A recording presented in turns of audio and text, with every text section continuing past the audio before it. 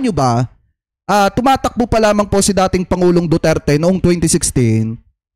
Ang isinisigaw ni Harry Roque noon sa mga kababayang Pilipino natin, wag daw suportahan, wag daw iboto. Ito daw pong self-profess na nagpapatumba ng tao, which is etong si Duterte. Biruin nyo ha, si Harry Roque himod ngayon kay Digong, pero dati ayaw na ayaw niya talaga kay dating Pangulong Duterte at nananawagan pa nga siya sa mga kababayang Pilipino natin, sa mga kamag-anak niya, sa mga kakilala niya, na wag niyo susuportahan niya si Duterte. Yan ay nagpapatumba ng tao.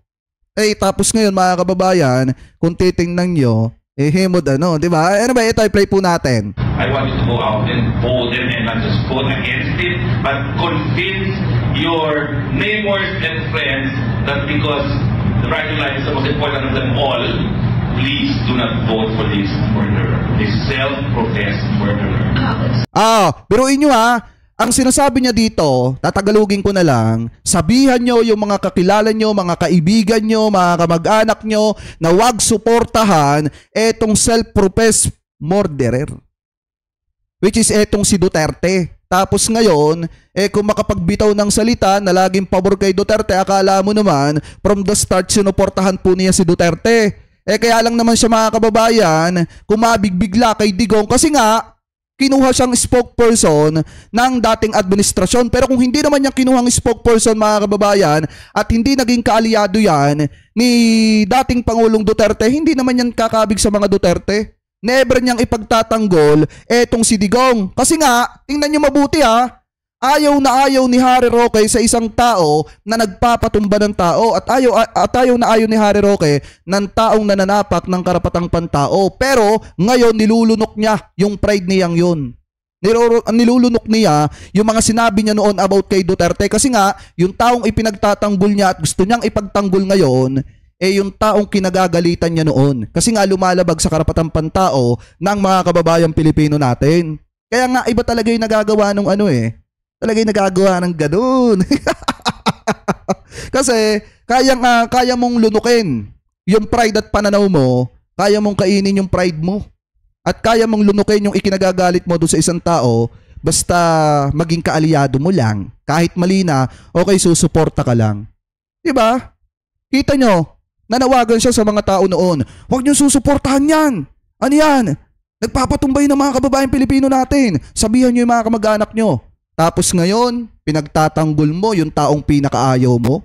Diba? Dinidepensa mo pa at gusto mo. Ikaw pa magsilbing abogado. Hindi na rin ako magtataka mga kababayan kung bakit inilaglag siya ng mga Duterte. Kasi nga, siguro alam din ni Sara Duterte na hindi sila mga kababayan madidepensahan talaga ni Harry Roque. Yung mga salita lang ni Harry Roque hanggang salita lang. Hindi niya kayang patunayan yan pag nasa korte na ng International Criminal Court. Kaya nga kung tutusin mga kababayan, maaga pa lang, partida nagyabang na agad si Harry Roque na kukuhanin akong legal counsel. Pero ang ending hindi naman pala. Kaya ngayon puro paliwanag sa kanyang video. Eto, pakinggan po natin. Yan. Puro paliwanag siya dito mga kababayan kasi napahiya po siya dahil hindi siya kinuha ng mga Duterte bilang legal team ni dating Pangulong Duterte. Eto, i-play po natin. Dahil naka-apply na po ako for asylum. Ang inaantay ko lang po ay yung kauna-unahang interview na ito po'y kabahagi na ng application process. Pagkatapos po nitong kauna-unahang interview, malaya na po akong makabalik doon sa Dahig kasi ang layo po nitong lugar nito. Hindi naman po kami nakadetena, no? In fact po pwedeng lumabas at ako'y naggaling na ako sa grocery, kaya lang yung grocery 30 minutes walk one way. At saka yung biyahe papunta rito, kung nasaan ako, 4 na oras galing sa Dahig. Kung magte-train ka, 4.5 oras. So parang hindi ka nga nakadetina, wala ka naman mapuntahan.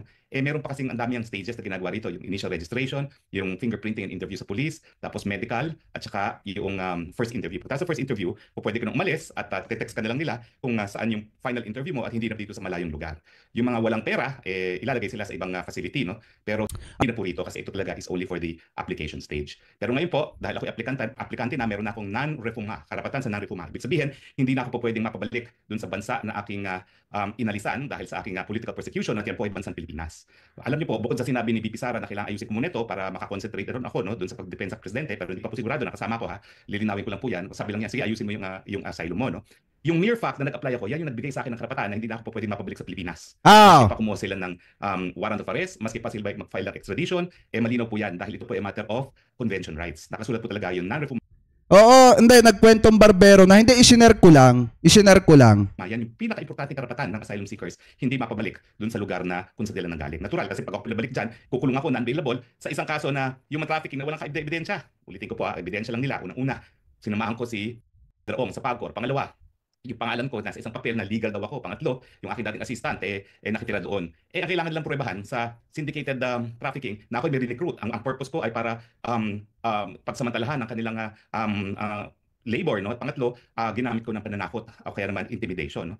Tapos conspiracy naman, anong ebidensya ng conspiracy? Dapat magpakita talaga na nagkaroon kami ng pagkakaisang layunin at yun nga ay gumawa ng krimen na syndicated trafficking. Sa akin, yung pendency ng complaint sa DOJ at kung isasampan nila sa court. Etong live niyang to, pinagyayabang niya yung about do sa asylum niya na iniya-apply dito po sa The Hague, Netherlands, na kapag naaprubahan daw mga kababayan, hindi na siya pwedeng pauwiin ng Pilipinas. Ano po, para harapin yung kanyang mga pananagutan. Kasi nga, magiging residente na po siya doon. Pakitama na lamang po ko kung ako po ay mali. Magiging residente na siya mga kababayan ng The Hague, Netherlands kapag naaprubahan yung kanyang asylum. So kung titingnan nyo, ang purpose ng asylum nitong si Harry Roque, pinapalabas niya nung una na medyo malayo nga naman mga kababayan kung magpapalipat-lipat pa siya ng bansa para idepensa etong si dating Pangulong Duterte. Pero ang kalaunan mga kababayan, ang purpose talaga niyan kaya humihingi ng asylum dyan po sa The Hague, Netherlands para hindi niya maharap yung kanyang mga pananagutan dito po sa ating bansa. Kasi ang pagkakaalam ko parang may kakaharapin ata na human trafficking case etong si dating spokesperson Harry Roque. Ano po, pakitama na lamang po ko kung ako po ay mali. Sa korte, yan ang pinakamalakas na ebidensya ng political persecution dahil yan ay pagsampa ng kaso na walang basihan, ang tawag po dyan, unjust prosecution. Kanina po, ako rin po, galing dito sa lugar kung nasaan ako ngayon, ay napanood. Sabi ni Ma'am Imelda Castro, kaso na-reject yata ng The Hague. Hindi, wala pa tayong nakikitang balita. Wala pa tayong nakikitang balita about po dun sa na-reject ng The Hague. Ang pagkakaalam ko, parang may isang Pilipino din ata ang sumulat sa The Hague, Netherlands na taga dun din na sumulat na wag aprubahan ang asylum nitong si Harry Roque kasi nga gagamitin lang ni Harry Roque yon para takasan yung kanyang mga krimen na ginawa dito sa ating bansa. Ko ang press conference ni VP Sara. Ang huling beses ko po nakita si VP Sara yung makalawa pa, nag-dinner kami kasama si Kaufman. At doon nga po niya sinabi, sige, simulan mo na yung application mo sa asylum. Kaya bumiyahin ako ng malayo at kaya po ay naririto. No? Pwede ko lumabas, kaya lang po magbabalik-balik ako sa The Hague 4 hours each way. Sige, dito na lang ako. Libre po naman ang tirahan. Kaya nga lang sabi ko, tirahan ko dito, parang dormitory ko sa Kalayaan po sa UP. Hindi ko alam na matapos ang ilang taon ba nakakalipas na 1990 ako tumira sa Kalayaan. No? 1990, ayan, 2000, 2010, 2020, 35 years. Balik ako sa kwarto ko sa Kalayaan. At ang naging roommate ko din dito ay isang Muslim na Afghan. Ang roommate ko sa Pilipinas ay isang Muslim po na galing sa Mindanao na itatago ko muna pangalan dahil maraming impormasyon na naibigay sa akin yung roommate ko sa Kalayaan. Pero anyway, doon sa meeting ni VP, nabanggit niya na napag-usapan ng kanyang mga kapatid na baka kumuha lang sila ng legal aid. Yung legal aid po, ibig sabihin, ang hukuman mismo magbabayad para sa mga abogado na didepensa sa kanya. Pero limitado po ang budget. Nung ako po yung aktibo pa sa bar ng ICC, yan po ay 40,000 euros. Parang naitaas na po yan ng konti. No? Pero yung 40,000 euros na yan, ang babayaran, isang lead counsel, isang co-counsel, isang legal assistant, isang case manager, at isang investigator. So makita nyo, manipis talaga. Kaya naman ako, kahit ano mangyari sa aking application, kung talagang dahil manipis at 5 lang yan, hindi ko naman kasasama ng loob na kung hindi ako mapasama dyan sa team, no? Dahil 5 nga lang po yan. In fact, effectively, 2 lang yan. Kasi yung legal assistant at saka yung case manager, mga batang-batang abogado po yan. Hindi ka talaga isinama. Kasi unang-una, kung talaga may tiwala sa iyo ang mga Duterte, isasama ka nila eh.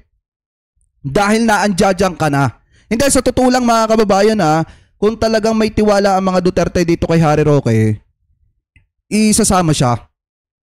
Kaso ang problema, hindi. Ibig sabihin, walang tiwala sa iyo ang mga Duterte na kaya mong idepensa, eto pong si dating Pangulong Duterte. Dahil kung tutusin mga kababayan, ano ba yung sinasabing malimit ni Harry Roque? Pagka siyang naging abogado, pipilitin niyang maiuwi ng Pilipinas, eto pong si dating Pangulong Duterte. Ang problema, wala ngang tiwala sa kanya ang mga Duterte di umano, kaya hindi siya kinuha na legal counsel ni dating Pangulong Duterte dyan po sa International Criminal Court. So yung kayabangan ni Harry Roque medyo nabawasan mga kababayan. Bakit? Kasi napahiya po siya sa part na maaga pa lang nag-a-assume na siya na kukuhanin siyang legal counsel ng mga Duterte dyan po sa The Hague. Yun pala naman hindi. Kasi mas pinili ng mga Duterte na iba yung kuhanin kaysa po si Harry Roque. So dalawang abogado lang talaga ang harap sa hukuman, yung lead at saka yung tapos investigator. So okay lang po kung anong desisyon ni VP Sara at ni PRRD. Kaya lang syempre iniisip ko na dahil ang issue nga ay issue kung tama ba yung pag-aaresto kay Presidente Duterte, kinakailangan din ni Pilipino dyan. Hindi naman ako kinakailangan yung maging abogado yon. Bahala po pumili ang Presidente Duterte. Pero ako po miski ako'y piliin ni Presidente Duterte, kung ayaw ni VP Sara at ang gusto ni VP Sara mas ibang mag-represent, ma'am, that's your call. Hindi ko naman pagpipilitan ng sarili ko, at kung ako ay i-request ni PRRD, importante rin na i-endorse ako at i-request din ako ni VP Sara. Kasi Naks naman! Alam niyo naman ang kwento ng buhay ko, no? Talaga namang ako'y tagasunod ni VP Sara, susunod ako sa sasabihin ni VP Sara. At yan po, Hindi. Sinungaling yan, mga kababayan. Hindi siya tagasunod ni Sara Duterte kasi noon anti-Duterte talaga siya. Ayaw niya talaga sa mga Duterte. Bakit? Kasi ang tingin niya sa mga Duterte, mga kababayan, ang tingin niya kay dating Pangulong Duterte, talagang mapaglabag sa karapatang pantao na mga kababayang Pilipino po natin. At ang buhay ng tao ay parang manok lang. Mga kababayan, yan yung tingin ni Harry Roque noon pa man. Kaya nga yung sinasabi niyang tagasunod siya ni Sara Duterte, napakalabo niyan kasi noon anti-Duterte yan. po ay walang halong kaplastikan. That's true. Kita nyo nga, sumunod ako sa kanya sa unit team, ano nangyari? So susunod ako kung ano ang sasabihin niya sa akin. Bagamat, nung nag-usap kami, sabi ko kasi minsan nakatakot ako sa iyo kaya minsan may mga gusto kang gawin na sa tingin ko, hindi ko sang-ayon, hindi ako makapagsalita, no? Hindi ko sasabihin ko ano yan. Pero may dalawang bagay na ngayon lang nangyari na sumunod ako sa kanya, pero alam ko na hindi dapat, no? So, syempre, dahil ganyan naman ang aking pagsunod kay VP Sara, kung sabihin niya na dahil ko kaunti ang mga abogado at mas gusto niyang lahat dayuhan, ay nako, I will bow to it, no? At intindihin na lang natin, no, na hindi lang naman si PRRD talagang dapat magdesisyon, kundi si VP Sara din, no? Dahil siya naman ay anak na abogada rin. So, yun lang po ang makukuha sa legal aid. Ouch! Lead counsel, co-counsel, legal assistant na bata rin, case manager na bata din, at investigator. Now, pwede humingi ng additional, pero yung mga more complicated cases, usually ang dinadagdag lang, additional investigators. So pagdating sa legal, dalawa lang talaga yung si lead counsel at si co-counsel. So hayaan po natin silang mag-desisyon, no? Although nagpapasalamat po ako doon sa napakadaming nagbibigay ng suporta sa akin. Yan. Eto, pakinggan nyo mabuti to ha. Pakinggan nyo mabuti to. Maraming na-disappoint. Well, mali po ako doon in the sense na inassume ko na maging abogado na talaga ako sa ICC. Ano? Abogado po talaga ako ni Presidente Duterte pagdating sa ICC Matters 2018 pa po. So hindi po ako nagsinungaling. Hindi, nagsinungaling ka kasi maaga pa lang inassume mo na ikaw ang kukuhaning abogado ng mga Duterte. Kaso ang problema, hindi nangyari. Kasi nga napahiya ka at talagang dapat sisihin mo nga mga Duterte kasi pinahiya ka eh. Kasi una pa lang, inassume mo na sa publiko na ikaw yung kukuhanin na legal counsel ni dating Pangulong Duterte at ikaw yung magde-defend kay dating Pangulong Duterte. Pero ang ending, pinahiya ka ng mga Duterte. Payag ka nun, Attorney Harry Roque, na i-announce mo na publicly tapos iba yung kukuhanin. Umasa yung mga taga-suporta mo na makikita nila kung gaano ka kagaling at ipagtatanggol mo etong si Digong at iuuwi mo ng Pilipinas, tapos ang ending, pinaasa ka sa wala, pinagmukha ka pang katawa-tawa publicly. Okay lang sa'yo yun? Diba mga kababayan, kita nyo, humihingi siya ng pasensya doon sa mga taga-suporta niya na na-disappoint. Kasi nga naman, umasa yung mga taga-suporta niya na kukuhanin siya. Kaso ang ending, hindi naman pala. Sinungaling talagang abogado na ako ni Presidente Duterte on ICC Matters mula pa po noong 2018. Ang problema po, yung mga ibang supporters ni PRRD, binaliwala lahat ng sinabi ko dahil sabi nila, imposibleng mangyari yan. Hindi na kasi naniniwala sa yung ibang taga-suporta ni Digong eh. 'Di ba? Hindi na naniniwala sa kanya. Yun yung totoo dyan. Kasi biruin nyo ha, kung yung mga taga-suporta ni dating Pangulong Duterte, yung iba naniniwala pa kay Harry Roque, dapat hindi babaliwalain yung sinabi niya eh. Kaso ang problema, ano yung sinasabi niya dito? Kaso binaliwala daw yung mga sinabi niya noong mga taga-suporta ni dating Pangulong Duterte. Kasi nga naman mga kababayan, ngayon pa at nangyari ito na hindi siya kinuhang legal counsel, hindi nagaanong paniniwalaan niya ng mga taga-suporta ni dating Pangulong Duterte. Ibig sabihin, yung iba, iisipin lang nila na niloloko lang sila ni Roque at asumero etong si Harry Roque. Kakarating si PRRD sa ICC. So lahat po ng mga nagsabing imposible yan, alam po nila kung sino sila. At sila naman po yung napakalapit ng Presidente. Need I say it? Pero I told you so. So anyway, yun lang pong makukuha sa legal aid. Now, hindi rin po automatic yan ha. Mag-iimbestiga pa ang ICC at titignan nila yung kita ni Presidente. Wala naman siyang kita, pension lang. Sabi ko nga ang pension yan, mga 300,000. Yan. In euro terms, times 7 ata ang euro, magkano lang yan. So that's basically, sabihin na natin ay 5,000, no? 5,000. Ang problema mga kababayan, ito maliwanag yung sinasabi ni Harry Roque ha, iimbestigahan pa ng ICC etong si dating Pangulong Duterte. Titingnan kung magkano yung kinikita, yung pera. Paano pa kaya kung ang mangyari dito, presenta ni na former Senator Trillanes yung mga bank account record ng Duterte administration, ng pamilyang Duterte, especially yung joint account ni Sara Duterte at ni dating Pangulong Duterte diyan po sa International Criminal Court. Tapos ngayon, mapipilitang request ang ICC, mga kababayan, ng record talaga ng mga bank account ni dating Pangulong Duterte. So magkakabulgaran dyan kung may pera talagang pumapasok at kung magkano talaga. O tama, 5,000 euros a month. Alam mo naman si Presidente, no, yung kanyang pensyon, hatiin pa niya sa dalawa. Dahil yun naman, sinasabi niya, dalawa yung asawa niya. Tapos kung ano yung ari-arian. Ako po, I can swear. Kailan ko lang po nakita ang bahay ni Presidente Duterte sa Davao. Na-guilty ako dahil di hamak na mas maganda ang bahay ko kaysa sa bahay ni Presidente Duterte. Kalokohan. Bahay ng Kalapati. Yung kwarto niya, nasa second floor, meron lang revolving stairways na napakakitid, pero memoryado niya yun. So miski mahina na ang kanyang paglalakad ngayon, miski nakapikit, kaya niya umakyat doon dahil buong buhay niya doon siya tumira. At matapos nga yan, kinausap ko yung kasama niya ng kaalaga sa kanya, bakit naman hinahayaan ng pamilya ni Presidente na tumira sa ganito ang dating Presidente? Talagang sinabi ko yun. Ang sagot, meron ng isang tycoon na bumisita sa kanya. Ang bilin sa kanya, bumili ka ng kahit anong bahay, ako ang magbabayad. Ayaw talagang umalis ni Presidente Duterte sa kanyang pamamahay. At lalo pa akong napahanga sa pagkatao ni Presidente Duterte dahil doon nga siya na pinili niya na talagang manirahan sa tinatawag kong pigeon house. Kasi po talaga siyang pigeon house. Yung second floor niya, kwarto lang niya. Hindi siya yung buong second floor. Doon lang siya. Yun lang yung... Pero kita nyo doon sa mga viral video na kumakalat ngayon, kita nyo kung gaano kaganda ang bahay ni dating Pangulong Duterte, yung loob. Mga kababayan, hindi masasabing bahay ng Kalapati yon. At saka kita nyo naman kung paano sila mamakyaw ng ari-arian, kung gaano kadami ang ari-arian ng mga anak ni dating Pangulong Duterte. Kung marami ang ari-arian ng mga anak ni dating Pangulong Duterte, imposible naman na walang ari-arian itong si dating Pangulong Duterte na kanya. Alam nyo, wag nyong pinaglololoko ang taong bayan. Wag nyong ginagawang uto-uto ang mamamayang Pilipino. Kasi unang-una, yan naman po ay lumabas na sa mga news, mga kababayan, na talagang magaganda ang bahay ng pamilyang Duterte. Ginagamit lang nila yung bahay na kulay green para magmukha na payak at simple yung kanilang pamumuhay. Pero in the rest, yung nasa likod noon, mga kababayan, ang paggamit nila sa bahay na yon, sobrang dami palang ari-arian. Ano po, wag niyong pinaglololoko ang mamamayang Pilipino. Ano niya, yung kanyang kwarto, kaya tawag ko pigeon house. At saka isang galaw mo lang tapos na yung bahay. Siguro wala pang 175 square meters yung floor area ng bahay na yun. Para po talaga siyang socialized housing. And hindi ako mapaniwala na doon nakatira ngayon ang dating Presidente ng Pilipinas. So anyway, ang punto is mag-iimbestiga ang ICC kung talagang ang pensyon niya ay 5,000 euros, ilan ang sinusuportahan niya, at saka kung meron pa siyang ibang ari-arian. Ang alam ko po, ang mga ari-arian lang niya talaga, at pinag-uusapan naman na po namin yan, ay yung mga ari-ariang namana niya. Okay? Sa kanyang tatay. Yung tatay po niya, I'm sure, meron din kaya, pero yun yung sa mga nakalipas na panahon na, no? Dahil naging governor naman yung tatay niya. Pero, napag-uusapan din naman namin yung kanyang, kumbaga, ari-arian, hindi po yan masyadong marami. At saka alam niyo naman sa Mindanao, ang valor ng mga property hindi mataas. So anyway, ibig sabihin, hindi pa po automatic yan. Ngayon, sa kasaysayan cut na natin dito, mga kababayan, kasi ang gusto lang naman nating malaman dyan, kung siya ba ay kinuha bilang team ng legal counsel ni dating Pangulong Duterte dyan po sa ICC. Kaso ang problema, hindi pala, mga kababayan.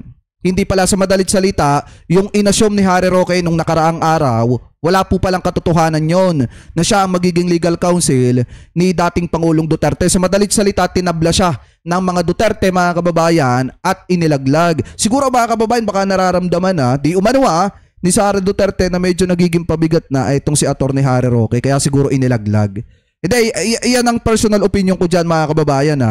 Tingin ko lang, baka kaya hindi siya kinuha kasi nga po problemahin pa ni Sara Duterte yung pamamalagian ni Harry Roque kung sakaling maging mapasama siya sa legal counsel ni dating Pangulong Duterte dyan po sa ICC. Kaya siguro, yan din yung mga dahilan kung bakit siya inilaglag. At baka naramdaman din ng mga Duterte na ginagamit lang sila ni Harry Roque kaya inilaglag.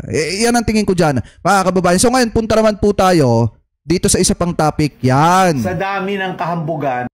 Ito. Dito po sa isang topic na nakita po natin. Galing po kay Sir Third View.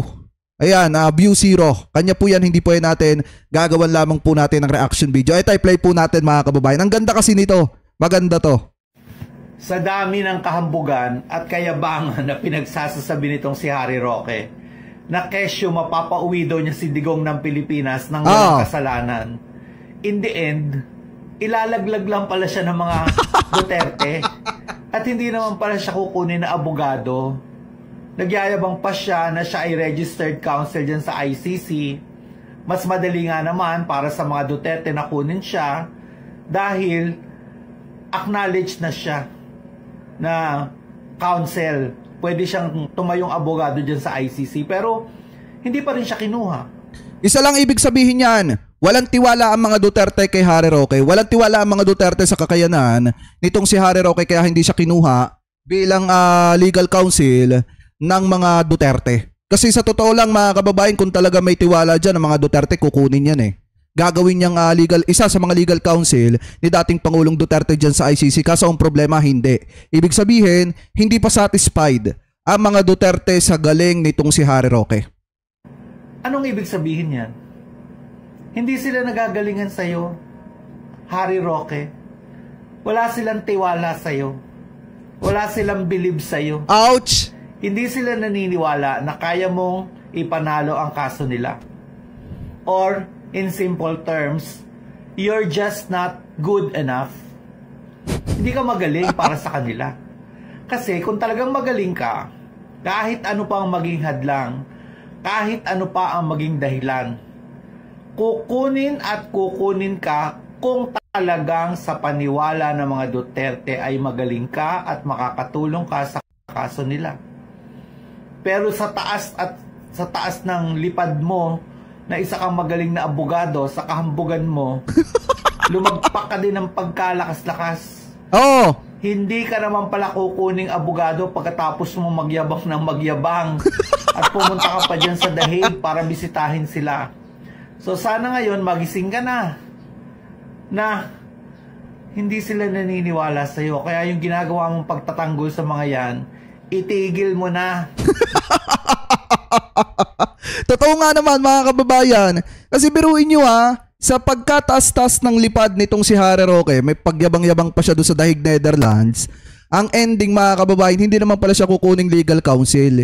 Ibig sabihin, yung habang kasama niya si Sara Duterte doon, ang nasa isip ni Sara Duterte, hindi siya pwedeng pagkatiwalaan kasi hindi pa sapat yung kakayanan niya para ipagtanggol etong si dating Pangulong Duterte sa mga kaso na haharapin ni dating Pangulong Duterte dyan po sa ICC. Yan siguro mga kababayan yung nasa isip nitong si Sara Duterte. Mahihirapan sila na idepensa si Digong kung aasa lang sila dito kay Harry Roque. Kasi wala pa naman talagang experience etong si Harry Roque dyan po sa ICC mga kababayan. Oo nga, accredited lawyer siya ng ICC, pero yung tipong katulad nitong kaso ni dating Pangulong Duterte, wala pa siyang experience patungkol po dyan.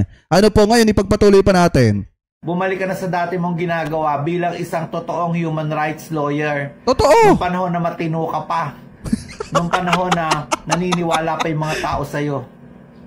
Pero magmula kasi nung napunta ka dyan sa mga Duterte, nahibang ka na, nalasing ka sa kapangyarihan. Pero in the end, ilalaglag ka pala ng pamilya niya na yan.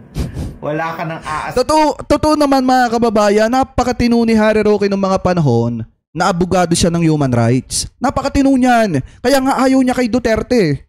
Diba? Kaya nga nananawagan siya sa mga kababayan Pilipino natin, kung matatandaan nyo, noong 2016, bago pa mag-eleksyon, nananawagan na siya, sunod-sunod yung pagpapa-interview niya, sinasabi niya na, sabihin nyo sa mga kamag-anak nyo huwag susuportahan yung anong yan, yung magpapatumba ng tao na yan, lumalabag yung sa karapatang pantao. Kasi nga, abogado pa siya ng human rights. Kaya naiintindihan natin na yung stand niya noong mga panahon na yon, galit siya kay Duterte. At ayaw niyang manalong presidente, etong si Digong. Kaso ang problema mga kababayan, mukhang nahibang ata, etong si Atty. Harry Roque, buhat nung naging spokesperson siya ng mga Duterte at nakalimot na sa una niyang trabaho, which is ang depensahan ang karapatang pantao ng mga kababayang Pilipino natin. At ngayon, iba na yung isinisigaw ni Roque sa sinasabi niya noon. Kasi ngayon, ang panawagan na niya, idepensa yung tao na nangyurak ng karapatang pantao ng mamamayang Pilipino. Asahan na kukunin ang serbisyo mo niyan kasi they do not believe in your capacity, they do not believe in your skills, they do not believe in your intelligence, they do not believe in your ability. Ay, shoutout kay Ate Okot Sulina at saka kay John Castillo. Napakasimple. Pag-isipan mong mabuti. Walang ibang dahilan kung bakit hindi ka nila kukunin kung sila believe sa'yo. kukuha pa sila ng ibang lahi, magbabayad pa sila ng mahal. Samantalang kung magaling ka talaga, andyan ka lang, available, pinagsisiksikan mo nga yung sarili mo kahit libre, kahit hindi ka bayaran. Oo. Sana magising ka na hindi ka talaga kasing galing ng pinagkakalat mo na pinangangalandakan mo. Ayan. Saklap, di ba? Yan ang masakit na katotohanan, mga kababayan. Kaya nga kung titingnan ninyo yung ibang mga taga-suporta ni dating Pangulong Duterte, 'di ba nawawalan sila ng tiwala kay Harry Roque? Kasi nga una pa lang, kahit hindi pa siya kinukuhang abogado ng mga Duterte, ipinamalita na po kasi agad niya, ipinagkalat na po agad kasi niya, maaga niyang inassume na siya ay isasama sa legal team ni dating Pangulong Duterte para idepensa etong si Digong. Kaso nga lang ang problema, hindi. Tinabla siya mismo nung mga taong ipinagtatanggol niya yung mga taong dinidepensahan niya. Biruin nyo ha, di ba ipinagpipilitan nga ni Harry Roque kahit libre na lang kahit wala na lang bayad, ang mahalaga lang naman sa kanya, maiuwi niya ng Pilipinas, ito pong si dating Pangulong Duterte. Kaso ang ending, mga kababayan, hindi siya kinuha. Ibig sabihin, hindi naniniwala ang mga Duterte sa kakayanan at kapasidad ni Harry Roque para idepensa yung kanyang tatay. Kasi maliwanag naman yung sinabi ni Sara Duterte na yan po ay pinag-usapan nilang magkakapatid. Na ang kukuhanin nila ay etong ibang lahi na magdidepensa dito po kay Digong, at hindi kasama doon etong si Attorney Harry Roque. Kaya nga kung titingnan nyo, todo hingi ng pasensya etong si Harry Roque kasi maaga daw niyang inassume na isasama siya kahit ang totoo hindi naman pala. Yan kasi yung pinakamasaklap kapag mayabang ka tapos maaga ka nagpapasilaw sa kakayanan mo kahit hindi naman ganun kagaling. Mga kababayan, masyado ka nagmamagaling, hindi ka talaga pagkakatiwalaan ng mga yan. Kasi ang hinahanap ng mga Duterte, yung mga abogado na kayang depensahan yung matinding kaso ng tatay niya. Isipin nyo mabuti ito, mga kababayan. Bakit kakailanganin pa ng pamilyang Duterte na gumastos ng malaking halaga kung pochoy-pochoy lang yung mga kaso laban kay Digong? Di ba pinagmamalaki ng mga taga-suporta ni Digong? Pochoy-pochoy lang daw. Pocho-pocho lang sa madalit salita yung kaso ni dating Pangulong Duterte dyan daw po sa ICC, at yan daw po ay madidismiss agad. Isipin nyo mabuti, kung ganun ang tingin ng mga taga-suporta ni dating Pangulong Duterte, bakit nag-aalangan ang mga anak ni dating Pangulong Duterte na kumuha ng basta-bastang abogado katulad nitong si Harry Roque kung pocho-pocho lang yung mga kaso? Ibig sabihin, mabigat talaga yung kasong kakaharapin ni dating Pangulong Duterte at kailangan nila ng dekalidad na abogado. Alam nila, mga kababayan, na mahihirapan itong si Roque idepensa, itong si Digong kapag ka nag-umpisa na yung trial. Kaya kailangan nila ng magaling na abogado. Kaya nga doon sa mga taga-suporta ni dating Pangulong Duterte, tandaan nyo to hindi kukuha ng abogadong taga-ibang lahi ang pamilyang Duterte kung basta-basta lamang yung mga kaso ni Digong. Ibig sabihin, mabigat yung kaso ni Digong. Kaya nga malabo sa ngayon na mapabalik siya ng Pilipinas. Tandaan po natin yan.